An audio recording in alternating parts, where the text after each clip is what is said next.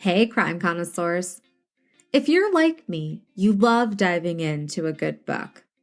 I especially love finding a book about cases we cover. But sometimes it's hard to find the time to sit and read. We live in an on-the-go society. Thankfully, Audible makes it easy to instantly access the books we love without sacrificing our time. With over 180,000 audiobooks and more, you will undoubtedly find one that will grip you and leave you not wanting to pull away while still being able to do other things. You can get a free 30-day trial membership by going to audibletrial.com/ccpod to start listening to your favorite books. That's audibletrial.com/ccpod for your free 30-day trial membership. Hey, crime connoisseurs. I'm your host, Grace D. I hope you all enjoyed the bonus case this weekend and that everyone had a lovely Father's Day. Today's case is one that our U.S. listeners may or may not be familiar with, but our Aussie crime connoisseurs are sure to know exactly which case I'm talking about in just a few details. Our case today is taking us all the way to Australia. For our first case down under, we're going to cover one of Australia's oldest and most shocking cold cases. Going back to 1965, a time when people still kept their doors unlocked and felt safe, tragedy would soon strike, altering the sense of safety. Two young women head to the beach with young siblings to spend the day. Sadly, the two teens would head off by themselves to never be seen again, sparking one of the most infamous murder mysteries in Australian history.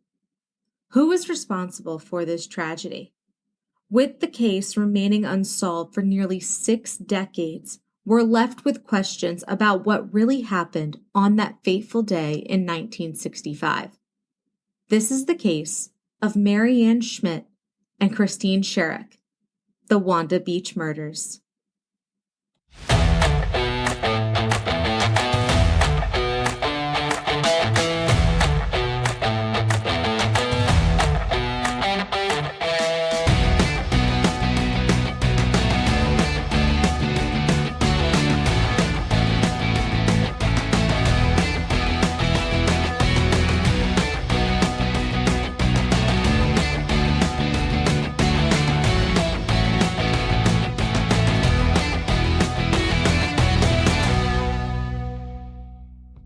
Elizabeth and Helmut Schmidt had moved to Australia from Germany in 1958 with their children Helmut Jr., Mary Ann, Hans, Peter, Trixie, Norbert, and another on the way.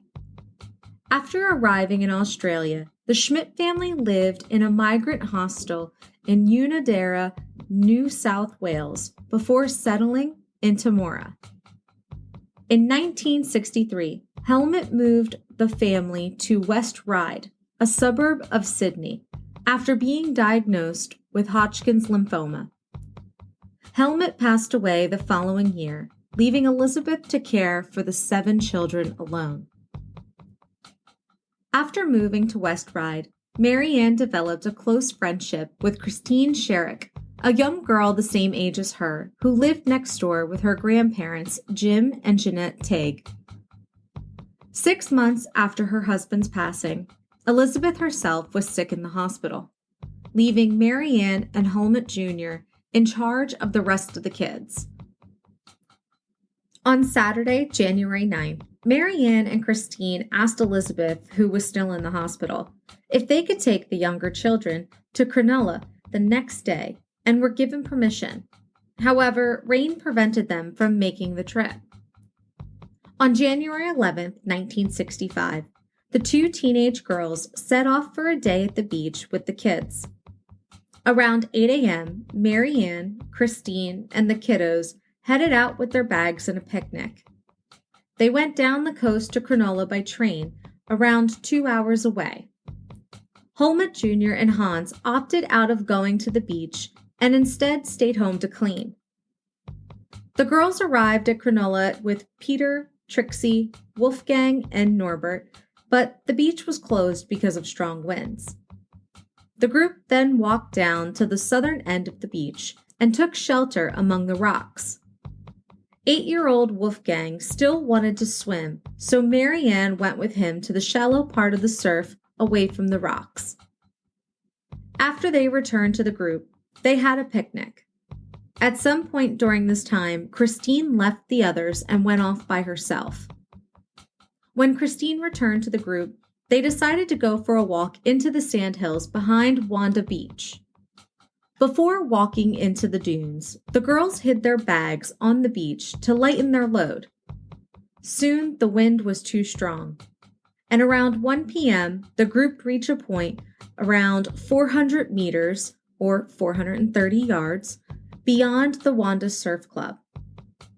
They stopped to take shelter behind a sandhill as the younger children complained about the conditions. Marianne and Christine decided that they would go back to get their bags before going home. Marianne told her younger siblings that she and Christine would return to the rocky area at the south end of the beach where they had hidden their bags, then return to get the children and head home. However, the girls continued into the sandhills. When Peter noticed, he called out to them that they were going the wrong way, but they just laughed at him and walked on. It would be the last time the two friends were seen. 4 hours went by, but they didn't return. By 5 p.m., Peter decided that they should go home without Christine and Marianne. The kids found the bags untouched on the beach and caught the last train arriving home around 8 p.m. Confused and concerned, Hans went to see his mother in the hospital. In an article with thatslife.com.au, Hans told his mom, quote, "The girls didn't come back from the beach," end quote. He said, quote, "A huge sadness came over her. 'They're gone,' she cried," end quote. Marianne and Christine were reported missing at 8:30 p.m. by Christine's grandmother. The next morning, on Tuesday, January 12th, Peter Schmidt took his young nephews for a walk through the Wanda Beach sandhills. Some distance north of the Wanda Surf Club, he discovered what appeared to be a store mannequin buried face down in the sand. It wasn't until he brushed away the sand from the head that he realized it was a body. He scooped up his nephews and ran to the nearest surf club where the police were called. Police arrived and found the body of Marianne Schmidt. When members of the New South Wales police arrived, they encountered the horrific scene. While investigating, someone noticed a foot belonging to a second body. It was then discovered that Christine Sherrick had been buried with Marianne. When the murder scene was examined, Marianne was found lying on her right side with her left leg bent. Christine was face down, her head against the sole of her friend's left foot. Both of them had scratch marks on their faces. From a nearly 40-yard-long bloody drag mark in the sand leading to the scene, police determined that Christine had fled, possibly while Marianne was dying, only to have been caught, incapacitated, and dragged back to the body of her friend. The bodies were partially clothed, and the girls were brutally attacked, and at the time it was believed they were sexually assaulted. Bloodstains on nearby scrub and recently made car tracks were discovered leading from where the bodies were found. The bodies were moved to the Sutherland District Hospital, where a relative later identified them. Both girls had been viciously attacked, beaten, stabbed multiple times, and left exposed to the elements. The exact time of death was not determined, but it was believed that they were killed shortly after leaving the younger children. An intensive search was launched to find the murder weapons, a long knife, and some sort of blunt instrument, but they were never found. Tons of sand from around the murder scene were sifted through, and various items were found, including a blood-stained knife blade, but police were unable to link it to the murders. Trigger warning. The topic of sexual assault is about to be covered. Christine's skull had been fractured by a blow to the back of the head, and she had been stabbed 6 times. Mary Ann's throat had been deeply slashed, and she had been stabbed 14 times. Mary Ann's bathing suit had been cut and pulled up over her breasts, and the killer attempted to rape Mary Ann and Christine. Semen was found on both girls. However, the autopsy showed that their hymens were intact.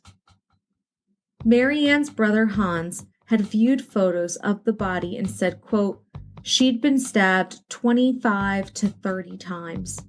She'd almost been decapitated because her throat had been cut so viciously." At her funeral, Mary Ann was dressed in a high-necked dress, but you could still see the slash marks above the collar. That's how vicious it was. End quote. Mary Ann and Christine's funerals were held on January 20th, 1965. During Christine's absence, one of Mary Ann's little brothers, Wolfgang, noticed a teenage boy hunting crabs. Later, he claimed to have seen the same boy 2 more times, once in the company of the girls, and again sometime much later, but walking alone. There has been doubt about his description of this person, as Wolfgang's testimony over time variously suggested that he had had a homemade spear gun, a fishing knife, or both. The last official sighting of the girls was around 12:45 p.m. by local fireman Dennis Dostine, who was walking in the area with his son and saw the girls walking about 730 meters north of the surf club.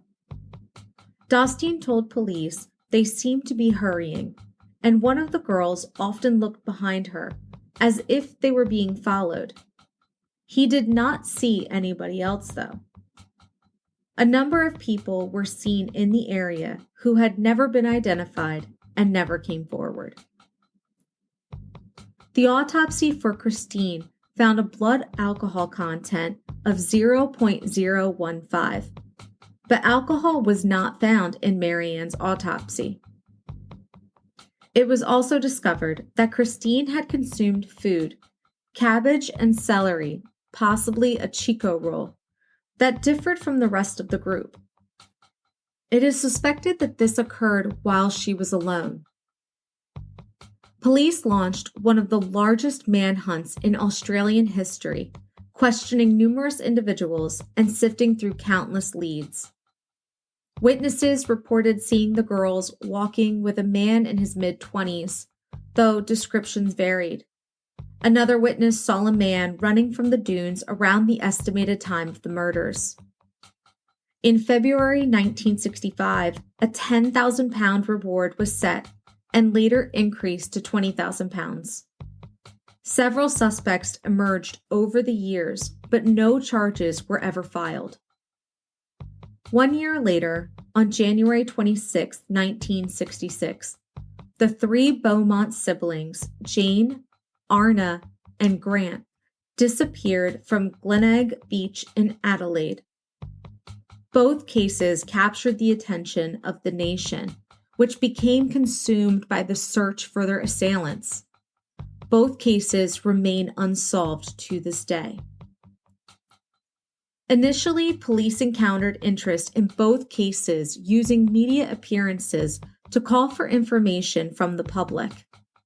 Detective Inspector Haynes, who led the investigation into the Wanda Beach murders, issued such an appeal in his interview with Ian Ross on National Network News in January 1965.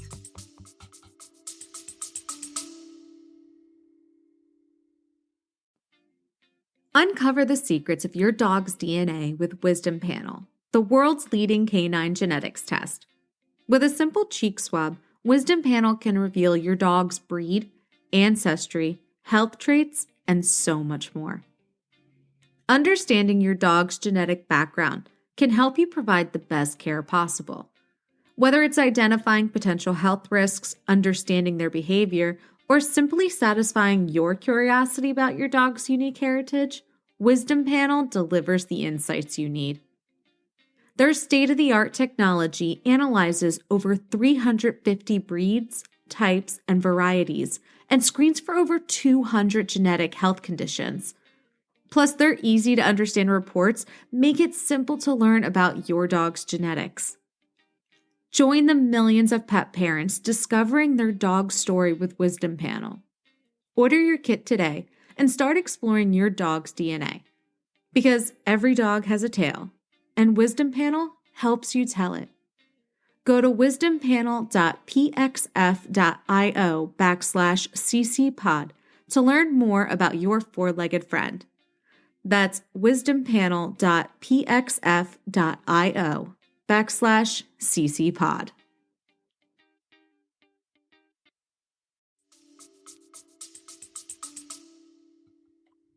We have received information from possibly 1,000 people.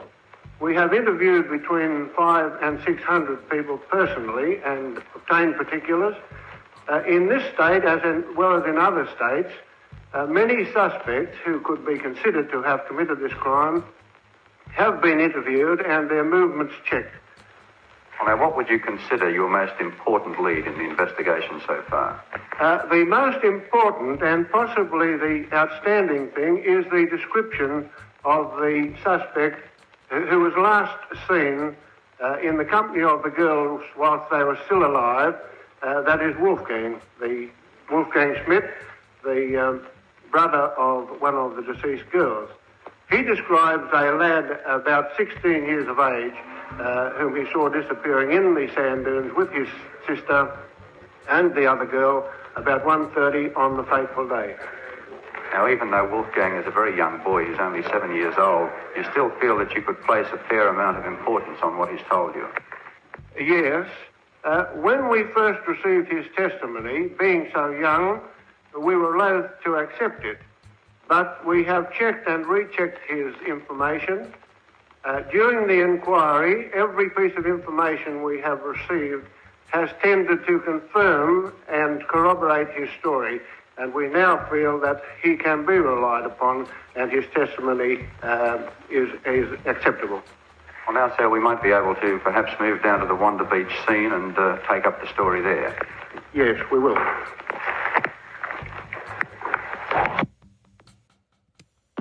Now, Detective Inspector Haynes, during your investigations, have you been quite happy with the support the public has given you in coming forward with information? We have been amazed and overwhelmed at the response the public have made. Every piece of information, however seemingly unimportant, has been investigated. Many suspects, as a result of that, have been questioned, and we feel that by the continued response of the people, we will be able to put our finger on the man who has committed this crime. Do you think that there are still some people who may have been here on the beach or who may otherwise be able to help who have not yet come forward? I feel very definitely. Only as late as yesterday, we have people coming who have previously known something but have not thought it important. By reason of the publicity and the interest that has been created, they have come forward and we have received much information which will help us to form a pattern of the people who are on the beach and what may have happened on that fateful day. Public interest in these cases was often so intense that it became the news. In February 1966, 9 News reported on the overwhelming turnout of volunteers to assist police in combing the beach for clues to help find the Beaumont children. However, the Wanda Beach and Beaumont cases, like several other equally notorious crimes committed during the 60s, are cited as the moment when Australia lost its innocence. In April 1966, the coroner handed down his report. By then, police had interviewed roughly 7,000 people, making it the most extensive investigation in Australian history. Despite this, the murders quickly became a cold case, and none of the three main suspects fit the description of the surfer youth who has never been identified. In March 1967, police believed that they were close to arresting a man in connection with the murders of Marianne and Christine and the attacks on several women at Wanda Beach. Fresh information was given to them by a woman named Brenda Galvin, who was attacked on March 16th at the beach, and by the man who ran to her assistance, which helped to narrow the search for the killer. Detectives said that they had been overwhelmed by telephone calls from people claiming to know or have seen the killer, and each one was being investigated. A massive police hunt was underway for an old white car, and the man seen driving away in it after the latest beach attack. Both their descriptions fit the sketch made by police using details obtained from other women who had been attacked in the beach area. Police were confident that the man was also the killer of Christine Sherrick and Marianne Schmidt.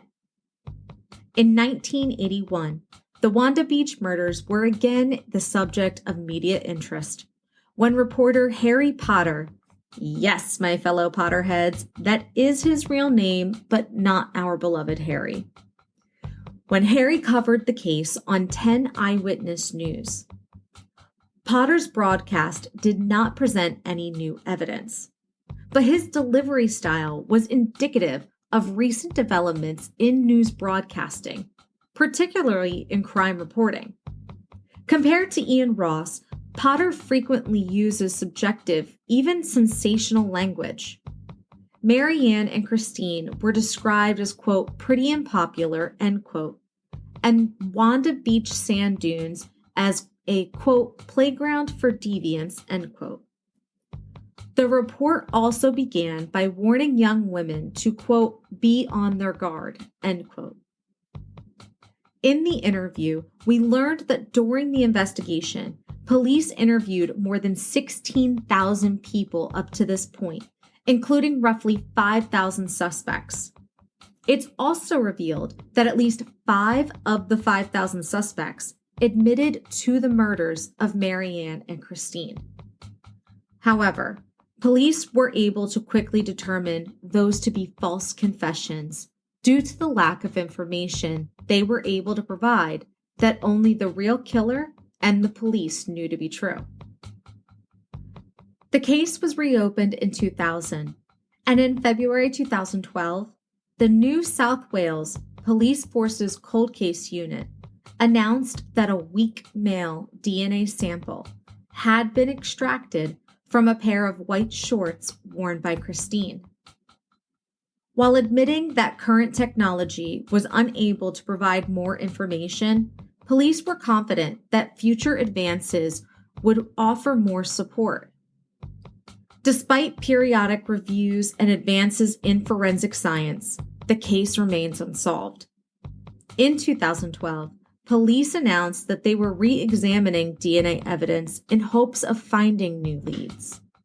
In July 2014, police said that a semen sample taken from Marianne's body had been lost and could not be located despite an extensive search. Regardless of exhaustive efforts, the case faced significant obstacles. The crime scene was contaminated by the elements and by people who showed up before it was secured. Conflicting witness testimonies and limited forensic technology at the time also hindered the investigation. Recent advances in DNA technology have given investigators new tools to re-examine the evidence, but the case remains unsolved. Investigators have 3 men they believe could all be the man responsible for the murders of Christine and Marianne.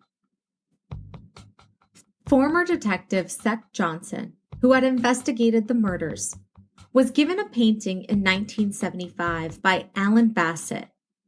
Bassett had been imprisoned for the brutal rape and murder of Carolyn Orphan in Wollongong on June 11, 1966. Bassett's painting, titled A Bloody Awful Thing, showed an abstract landscape. Johnson believed the painting showed blood trails, a broken knife blade, and the body of a victim, and became convinced that Bassett was the Wanda Beach killer. He also became convinced that the painting showed a scene from the murders that only the killer would know, as well as clues to the also unsolved murders of Wilhelmina Kruger and Anna Dowlinkoa. Despite the doubt and skepticism of other detectives, Johnson wrote a book about the case. However, before it could be published, he was killed in an accident. While retaining professional respect for Johnson, other detectives expressed that he was wrong in his belief.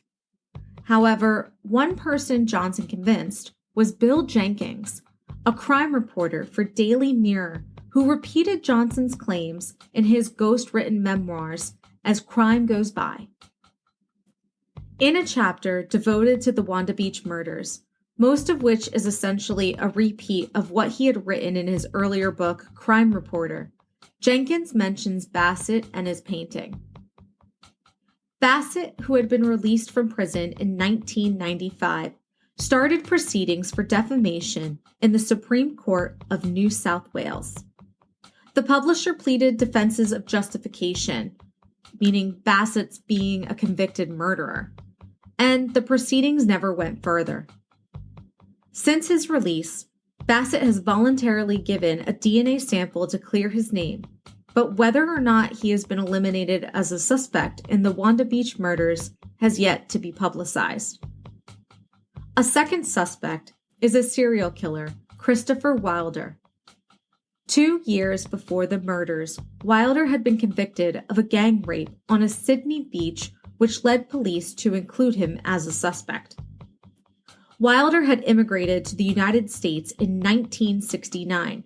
However, while visiting his parents in Australia in 1982, he was charged with sexual offenses against 2 15-year-old girls whom he had forced to pose nude. Wilder fled back to the U.S., and in the first half of 1984, he committed 8 murders and attempted several more. Versions of what happened next vary, but on April 13, 1984, state troopers in New Hampshire spotted Wilder's car at a service station and confronted him. It's said that one of the troopers grabbed Wilder from behind, and in the scuffle, Wilder's weapon discharged, firing a bullet that passed through his body and into that of the trooper, seriously injuring them both.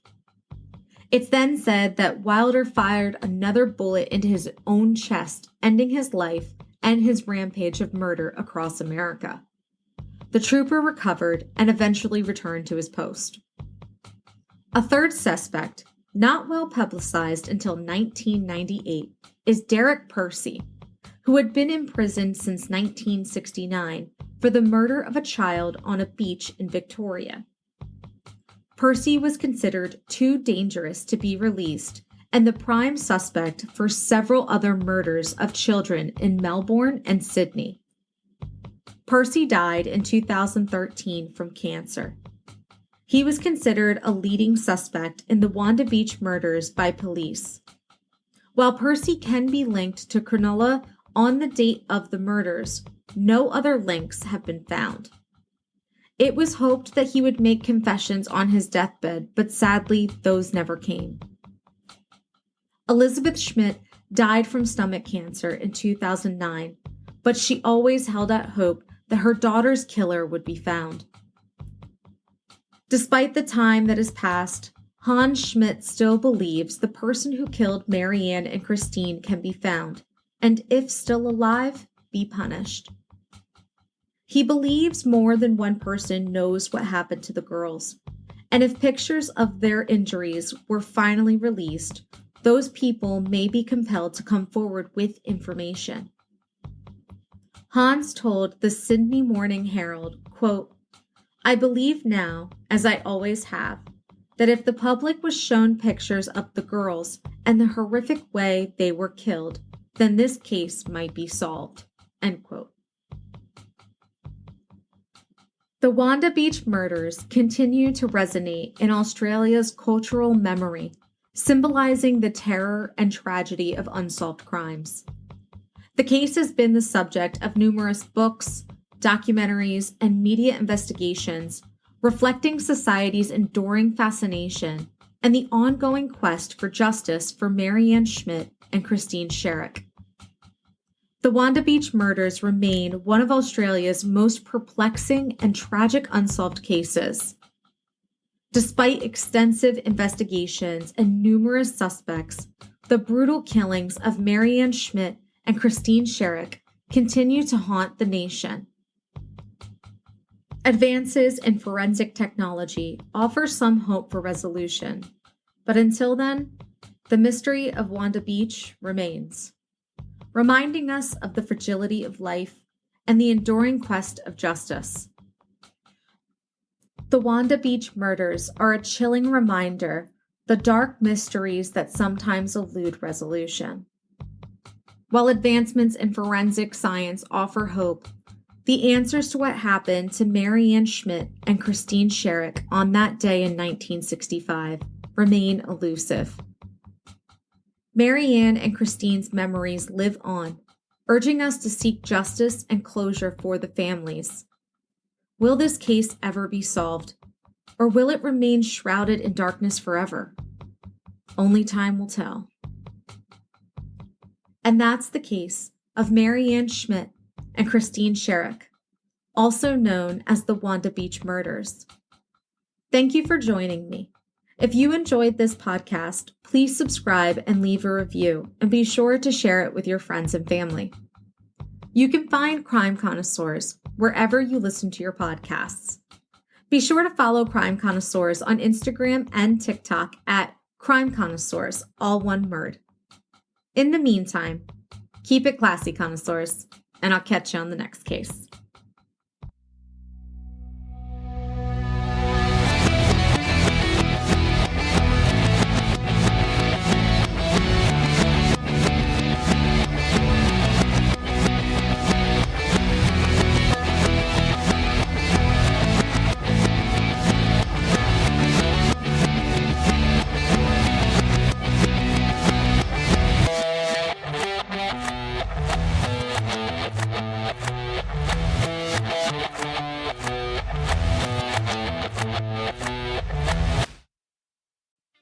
Are you tired of settling for subpar cat food?